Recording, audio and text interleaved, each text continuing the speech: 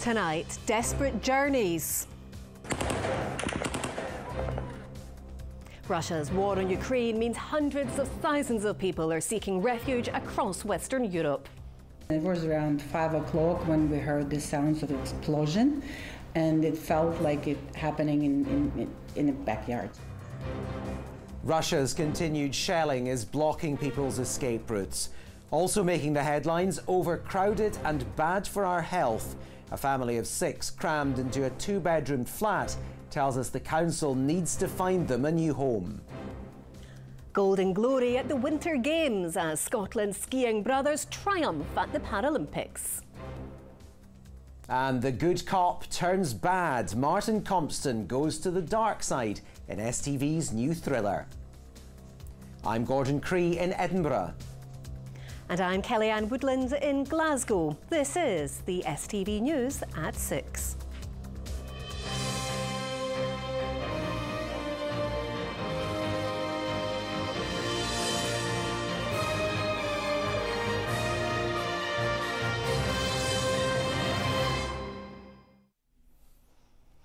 Good evening. War and violence once again cast a dark shadow over Europe.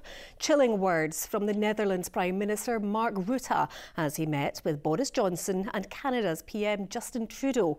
The NATO allies are stepping up aid for Ukraine and increasing sanctions on Russia, but that isn't extending to Russian oil and gas. Meanwhile, the UK government's facing criticism it isn't welcoming enough refugees, but it says thousands of applications are being processed. Tonight, we're live at the Ukrainian consulate in Edinburgh, in Westminster and in Poland. First, to our political editor Colin Mackay on the escalating humanitarian crisis. Fears are growing that Russian forces are preparing for an all-out assault on Kyiv this week. More than 1.5 million people have fled Ukraine, many of them leaving the capital. Last week, Xenia told us of her fears for her niece who was studying in Kyiv. Her family were trying to get her out, but the railway station had been bombed. Today, she told me her niece was safe in Hungary. It was the hardest 2 days in my life, and I'm just going grey waiting for the updates. And it was sheer luck that my old uni friend, whom I haven't spoken to in about 15 years, she just messaged me on Facebook out of nowhere saying that they're setting off tomorrow at this time and they could take her, because I've been very vocal about my niece being stuck in Kiev all by herself. And this is just, I'll spend the rest of my life being grateful to this friend of mine for taking her out. What about the rest of your family who are still in Ukraine? It's awful. It's horrible. I keep calling, hoping that they're like, yes, we've done it, we're free. It's getting worse every day. Now she wants to get the rest of her family out of Ukraine, but that's getting more difficult. Russia claims there are ceasefires around humanitarian corridors leading to Russia and Belarus, but Ukrainians don't trust them after a family fleeing was killed by Russian mortar fire. Humanitarian corridors must work today to save people, women, children, the elderly, to give food and medicine to those who remain.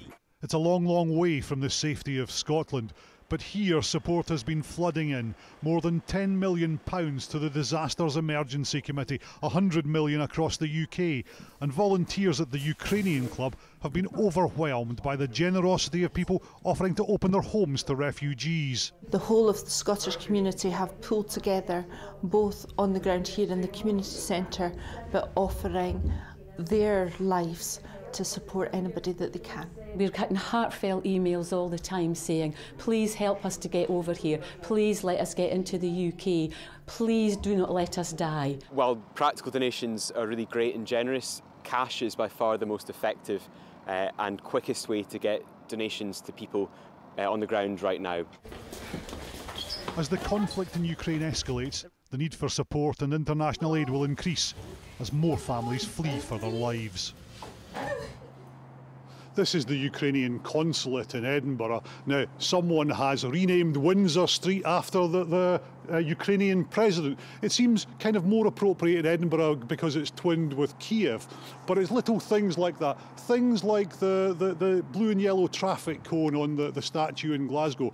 Speaking to Ukrainians in Scotland today, they say that lifts their spirits a little bit, particularly when they see, like the rest of us do, the horrendous pictures from their home country every night on the television. But the other thing that's lifted their spirits is the overwhelming generosity, not just of the people of Scotland, but of people around the world. Now, the Ukrainian club is not very far from here. They're sending 250 baby boxes, lots and lots of sleeping bags by van to the border, the Polish-Ukrainian border from Glasgow tomorrow, and they're hoping that that helps. But the DEC say they want donations of cash, not donations in kind, because if they get stuff, it could end up stuck in a warehouse or in a lorry at Dover. But if they get cash, then they can get exactly what they need and get it where they need it. OK, those efforts will continue for now. Colin, thank you. OK, well, let's go to Westminster now, where the Prime Minister is facing more pressure to make it easier for those escaping the conflict in Ukraine to come to the UK. Nicola Sturgeon says the UK government is not doing anywhere near enough to help refugees. It emerged yesterday that only 50 family visas had been granted. Live now to our Westminster correspondent, Catherine Sampson. Catherine, a lot of criticism of the Home Office's response today.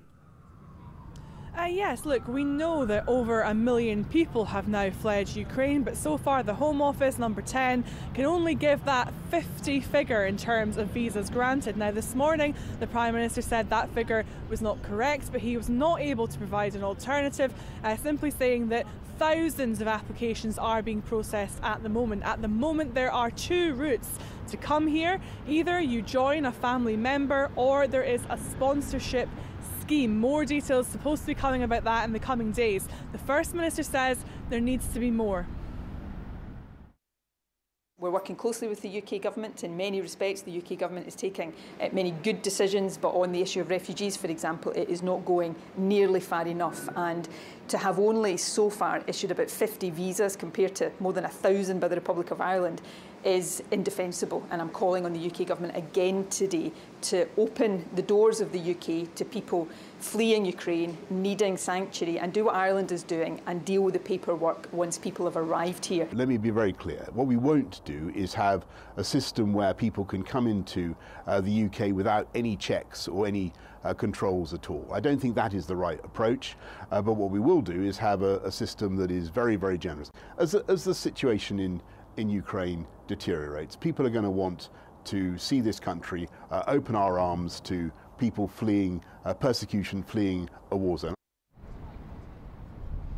And this afternoon, the Prime Minister announced an extra £175 million of aid going to Ukraine. But this conflict, of course, has also been creating issues closer to home, and that is because of these soaring energy prices. Now, this occurred because the US talked about potentially boycotting Russian imports. Now, at the press conference he held this afternoon, the Prime Minister was asked about this. He says he's going to be setting out a new energy supply strategy in the coming days to try and protect consumers. Now, he says he's not abandoning green goals, but the UK needs to intensify self-reliance. So a suggestion there could be perhaps more drilling in the North Sea, something that may ring alarm bells with those campaigners, of course, who campaigned against licences, new licences, and licences for things like the Cambo oil field, of course, up in Shetland. Meanwhile, while that all was going on, former Scottish Secretary in the Lords, Michael Forsyth, says he believes that fracking should be thrown back into the mix.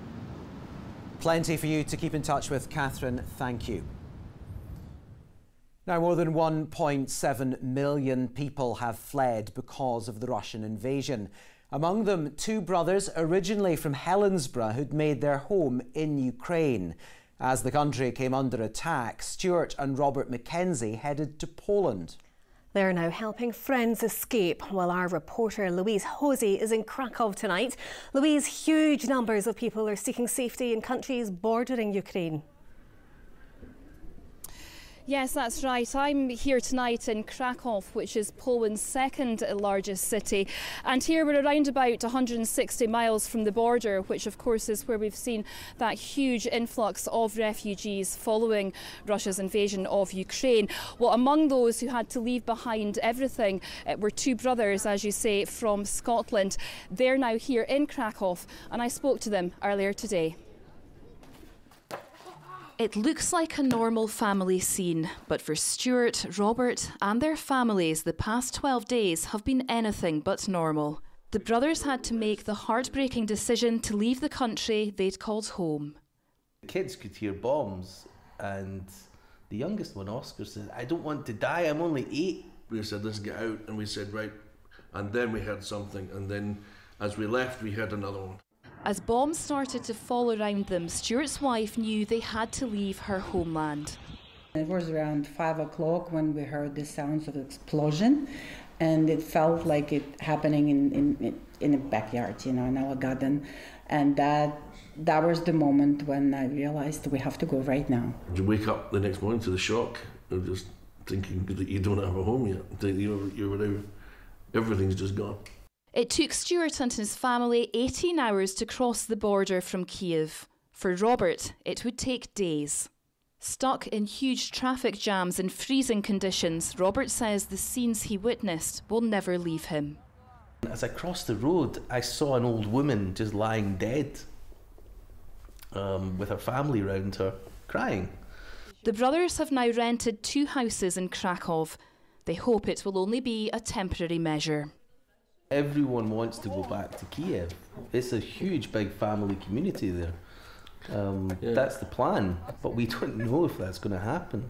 It's just horrifying. The streets that we know, the cafes that we knew, the buildings that we, all just there's such a beautiful, clean city, and we don't know what we'd ever go back to. The brothers say while their experience has been traumatic, they consider themselves the lucky ones. You feel so bad for everybody else still there, and we can't get back to normality until we at least get that, our friends and family members and colleagues in a safe place. And Louise, where you are just now, there's a massive humanitarian effort. Yes, that's right. People here really are pulling together to help those most in need. Many refugees have been continuing to arrive here throughout the day. We've seen some arrive at the train station. They've been met by volunteers who've been offering hot food and drink and, crucially, some comfort. To give you some idea of the sheer scale of numbers we're seeing, the hotel that we're staying at the moment told us earlier on today that around 90% of those staying there are refugees. Well, tomorrow we'll be heading east to the border to see that huge humanitarian aid effort firsthand. All right, Louise, more from you tomorrow. Thanks very much. Next tonight, a family of 6 who say they're forced to live in an overcrowded flat claim Edinburgh City Council's failure to find them somewhere more suitable is damaging their physical and mental health. Saira Raja has told STV News her husband recently had a heart attack and her teenage daughter even tried to take her own life over the stress of their living conditions. The council says it's committed to finding a home for the family. Here's Laura Alderman. My husband sleeps here every night. On the floor? Yeah, that's our bedding. And I sleep in the living room. For the Chaudhry family, this is their daily reality. The 4 children share 2 bedrooms, leaving mum and dad to sleep on the floor every night. Despite the overcrowded conditions, they say their pleas to Edinburgh Council for a larger home are being ignored. They say, oh, you're lucky. They just say you have a roof. And I said, that's not lucky. You don't know what's going on. For telling you, like, oh, my daughter's try to suicide because of all that pressure. Now my husband got heart attack. I don't know what they are waiting for. It's very mentally torturing for the kids and for myself, The family say so far they've only been offered unsuitable options, like getting a sofa bed. That's not the solution. We need a house, and the kids' emotions or wishes, that makes your heart break more. I think because we are different because of our race. They are not listening to us. Our voice is not getting heard. They are not giving any importance Edinburgh City Council say they're sorry to hear the families' concerns and are committed to working with them to find a suitable home. It's no secret that there are enormous and chronic pressures on social housing in the capital, and demand for properties, especially larger ones, far outstrips supply.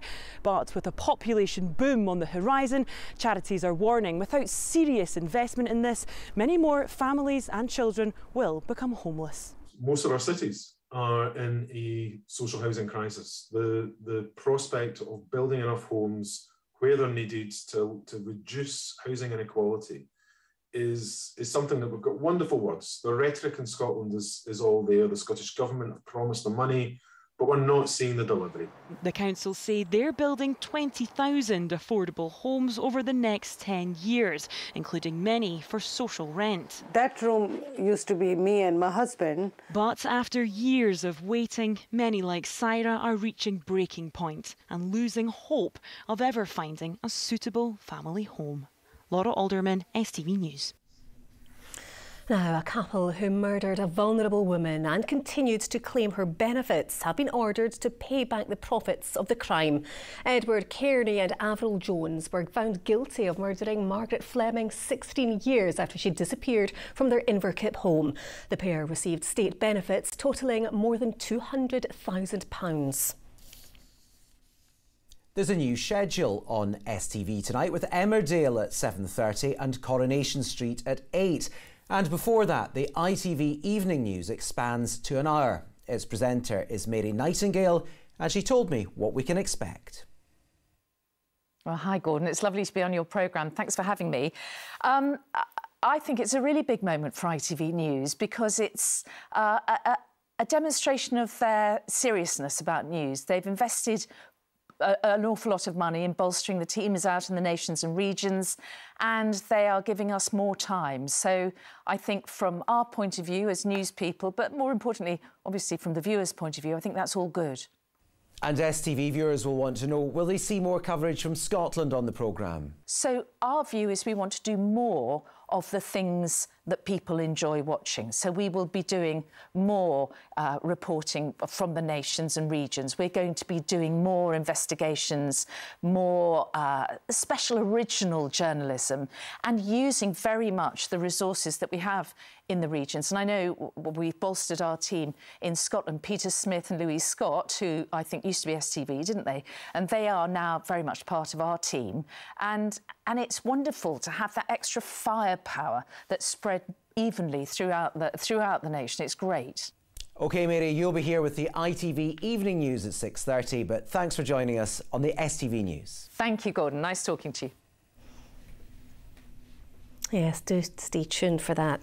Now, Port Glasgow's rich and centuries-long history with shipbuilding has been commemorated in a striking new sculpture. The Shipbuilders of Port Glasgow has been installed at the town's Coronation Park, while Vanessa Taff has more.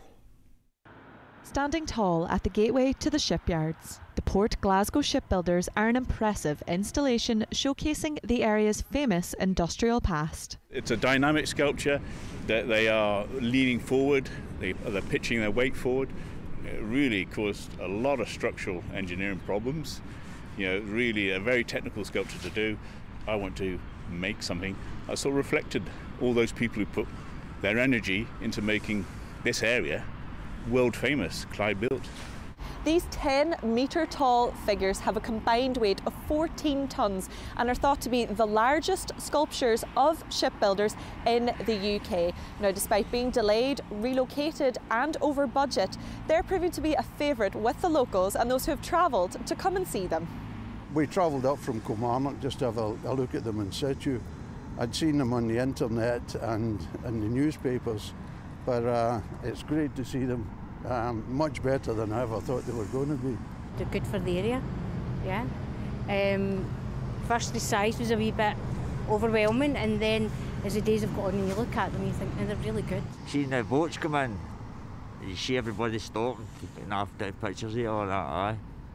Absolutely. It's bringing a lot of attraction in, you know what I mean? People come over to see it. Dubbed the Kelpies of the West, it's hoped these shipbuilders will bring similar economic benefits like the past they represent. We've not got very many monuments and sculptures like this in the area. In fact, we've not got very many in the west of Scotland. So I think it's attracting so much attention for folk that's driving past, and hopefully the folk will stop, come out, see the sculptures, and, as I say, example what we've got in Inverclyde to offer. Lights and other final touches will be added over the coming weeks, allowing locals and visitors to reflect on the history of the town. Vanessa Taff, STV News, Port Glasgow. The Kelpies of the West, love it. OK, that takes us on to sport now with Rahman.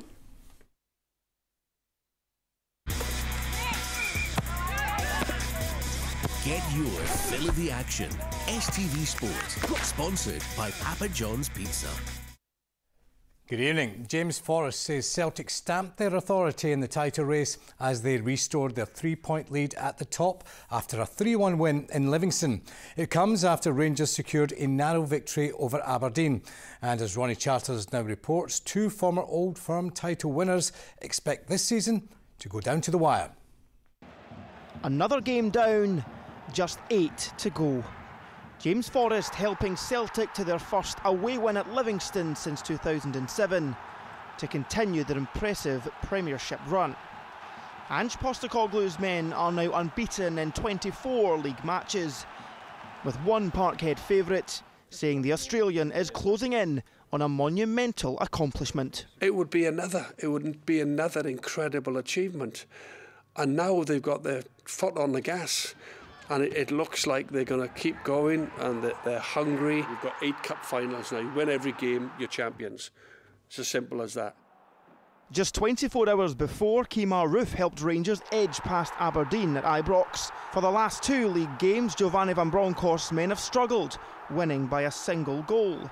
But an ex-Ibrox striker says it doesn't matter if it's pretty. 3 points is the be-all and end-all. Points over performance all day long. This stage of the season, you just grind out results. You peak on good performances, hopefully, as you've done from Dortmund, and roll that over to another good performance. But if it doesn't come, it doesn't come. Ronnie Charters, STV News. Paralympics history maker Neil Simpson says his flying start to the Games has been beyond his wildest expectations. The 19-year-old skier, alongside his brother and guide Andrew, won bronze on the Beijing slopes today to add to the gold he won yesterday. Here's Sheila McLaren. Another day, another medal for the skiing siblings. Neil Simpson, guided by brother Andrew, came third in the vision-impaired Super Combined event in Beijing this morning, a day after clinching gold in the Super G. And the delighted teenager admits it's been a dream Paralympics debut so far. Beyond our wildest expectations coming out here. So, yeah, it was just a dream come true to be selected to come out here in the first place. So, yeah, to get a gold and a bronze with 3 races done's something else. So, really chuffed with how it's gone. Yesterday's victory meant Simpson was the first male to win gold on the snow for Great Britain.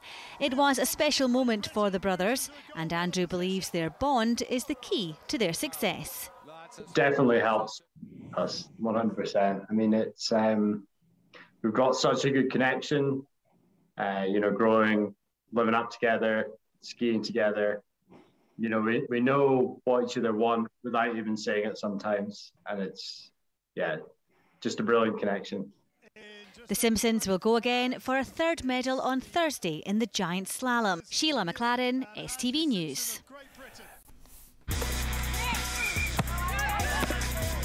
Get your fill of the action. STV Sport, sponsored by Papa John's Pizza. All right, it's been a lovely bright day here in the west. Here's Philip with the weather. A light drizzle is coming in from the west.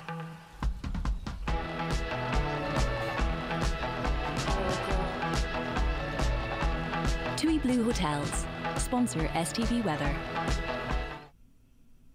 Well, at the moment we're seeing this large area of high pressure that gave us that beautiful weekend clearing eastwards, and it does mean that things will be turning unsettled by midweek, wet and windier. By the end of the week, though, we've got low pressure moving in from the northwest, and that will unfortunately keep things quite changeable as we head into the weekend. Back to just now though, and as we head through this evening and overnight, we're continuing to see some quite strong gusts across the far west. Further inland though, the winds are light, it remains dry and we'll have plenty of clear skies, so that allows the temperatures to drop away once again, leading to a widespread frost. Not as cold as last night though, temperatures getting down to -2 or -3 in some rural spots where we've got that breeze though, dropping to lows of around 3 or 4. So another cold start to the day tomorrow. Through the morning that frost will lift quite quickly and generally it will remain fine, dry and bright for a time, but by evening we do start to see cloud and patchy rain just spreading in across parts of Ayrshire and Argyll and Bute, with temperatures reaching highs of 8 or 9 degrees Celsius, so slightly above average for the time of year. Looking ahead to Wednesday, that high pressure is still out to the east, trying to fend off these frontal systems from pushing in from the west. But they do, and it brings with it clouds and a heavy band of rain. Things stay drier for longer in the east, but it will be turning mild, with temperatures reaching highs of 9 or 10 degrees Celsius. Bye-bye. TUI Blue Hotels. Sponsor STV Weather. And finally, new thriller Our House begins on STV tonight at 9 with Greenock's very own Martin Compston in one of the lead roles. Laura Boyd chatted to Martin about the new series and whether Line of Duty will be returning to our screens anytime soon. What's going on here? This is my house. Our House, the gripping new drama starring Tuppence Middleton and Martin Compston as couple Fee and Bram begins tonight. The kind of drama opens with her coming home and her house being emptied, strangers moving in, and her husband and kids have disappeared. So you see it's kind of from the off a thriller, but it really does kind of pack like an emotional punch. What is it? Tell me. Nothing, okay? It's nothing. Bram, not going to lie, started off hating him, loved him a wee bit, hated him again. He is a complex character, isn't he? He is. The challenge was trying to make him likeable, because on paper he's really not. It's probably one of the good reasons I was able to keep my own accent, because I think us Scots have got a wee bit of charm in us. This charming man is also set to go back to where it all began, as the Glasgow Film Festival celebrates 20 years of his first ever movie, Sweet 16, on March the 13th. I mean, I owe them everything, you know. They took a chance on me. In some ways in my career, I'm trying to get back to that 17-year-old kid, because I was absolutely fearless. What did your friends make of it at the time? They still don't take it serious, to be honest. They see other actors or something go, they kind of subconsciously go, oh yeah, they're real actors sort of thing. They don't quite classify me. Even my dad still doesn't take it seriously. Hopefully Martin's dad got his hands on a ticket for the special Q&A event he's organised with his Line of Duty castmates in aid of Ardgowan Hospice. Like Ardgowan Hospice is something that's really close to my heart. You know, I've been a patron for a while. They looked after my Uncle Joe in his last days, and who else to go to but my Line of Duty crew. And again, that's one of the reasons I love them. They didn't hesitate. My dad would kill me if I didn't ask this, right? Will we get another season of Line of Duty? Maybe. We always take at least a year off so the dust settles, so we can just see, one, if there's an appetite for it, which clearly there is. I think so. Which we're delighted with. And then Jed will just see if there's a story to tell. I mean, after the hospice night, I'm sure there'll be a conversation had. All right, I'm back with Scotland Tonight. And we're both back here tomorrow at 6. Good night. Bye-bye.